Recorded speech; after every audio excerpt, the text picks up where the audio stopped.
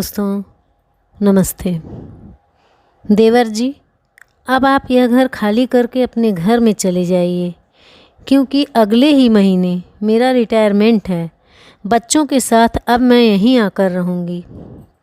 सुनैना ने अपने देवर आकाश से कहा। सुनैना सरकारी स्कूल में शिक्षिका के पद पर कार्यरत थीं। कहने को तो किसी बात की कोई कमी ना थी सुनैना की ज़िंदगी में, पर आज से 10 साल पहले सुनैना के पति पवन को हृदयाघात हुआ, तो फिर कभी वह सामान्य जीवन नहीं जी पाए। घर पर ही रहकर आराम करते, परहेजी खाना खाते। एक योगा क्लास भी उन्होंने ज्वाइन कर ली थी। पार्थ और ईसा, 2 प्यारे प्यारे बच्चों से उनका घर खुशियों से महकता रहता।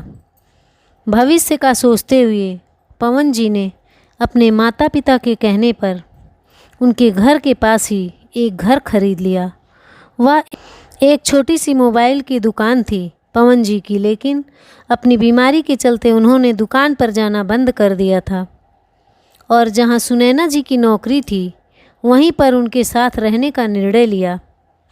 खाली पड़ा घर खराब ना हो, इसलिए रख रखाव के लिए अपने छोटे भाई आकाश को यह कहकर रहने दे दिया कि जब हम वापस लौट कर आएंगे तो वह इसे खाली करके अपने घर में चला जाएगा।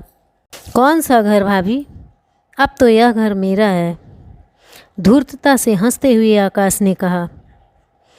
आप भूल रहे हैं, यह घर आपको रख रखाव और जब तक हम यहाँ रहने नहीं आ जाते तब तक रहने के लिए दिया था।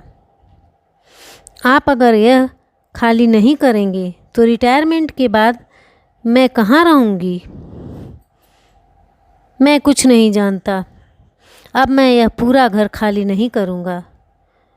आप निचले हिस्से में रह लीजिए और ऊपर के हिस्से में मैं ही रहूँगा। पवन और सुनैना को समझ में नहीं आ रहा था कि उम्र के इस पड़ाव पर अब उन्हें अपने ही खून के रिश्तों से इस तरह की जंग लड़नी पड़ेगी। आकाश के इस तरह से बोलने पर पवन जी जोर से चिल्ला उठे। अपने भाई के साथ ही दगा करता है क्या? यही संस्कार दिए हैं हमारे माँ बाप ने। तुझे शर्म नहीं आती अपने बड़े भाई को धोखा देते हुए? पवन जी के ऊंची आवाज़ में बात करने पर आकाश की पत्नी विदुषी ने पुलिस को फ़ोन करके कहा कि आप जल्दी घर आ जाइए, मेरे जेठ मेरे साथ बदतमीजी कर रहे हैं। इस उम्र में अपने ऊपर यह इल्ज़ाम पवन जी बर्दाश्त ना कर सके और उन्हें पैरालिसिस अटैक आ गया। हृदय के मरीज़ तो पहले से थे, अब तो पूरी तरह से बिस्तर से लग गए थे। अपना ही घर खाली करवाने के लिए इस उम्र में सुनैना को कोर्ट कचहरी के चक्कर लगाने पड़ते, यह तो उन्होंने कभी सपने में भी नहीं सोचा था।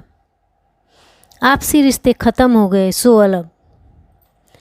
आकाश ने पवन और सुनैना पर कई झूठे इल्ज़ाम लगाकर कोर्ट केस कर दिए थे। साथ ही साथ उसने यह भी कहा कि बड़े भाई पवन ने जब यह घर उसको रहने के लिए दिया था तब उससे कहा था कि वह हमेशा इसी घर के ऊपरी हिस्से में रहेगा। घर 2 हिस्सों में बटा हुआ था। अब निचले हिस्से में सुनैना अपने परिवार के साथ रहती और ऊपरी हिस्से में आकाश अपने पति की बीमारी की हालत और देवर के द्वारा दिए गए धोखे से सुनैना भी पूरी तरह से टूट चुकी थी। लेकिन कहते हैं ना कि ईश्वर के घर देर है अंधेर नहीं। एक दिन सुनैना से मिलने उसका पुराना स्टूडेंट सुनील घर आया, जो कि हाई कोर्ट में पेशकार के पद पर नियुक्त था। या यूँ कह लीजिए कि सुनैना की परेशानियों को देखते हुए सुनील ईश्वर का भेजा हुआ मानो जैसे दूत हो। सुनील ने जब सुनैना की परेशानी को सुना तो सुनैना के पैर पड़ते हुए कहा, मैम आशीर्वाद दीजिए, आपकी परेशानी जल्द से जल्द दूर कर सकूं।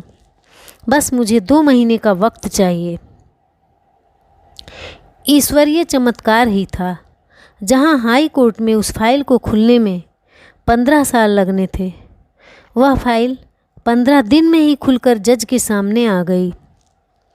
1 महीने के अंदर अंदर सुनैना और पवन जी के हक में फैसला हो गया, क्योंकि घर के कागजात तो पवन और सुनैना के नाम ही थे।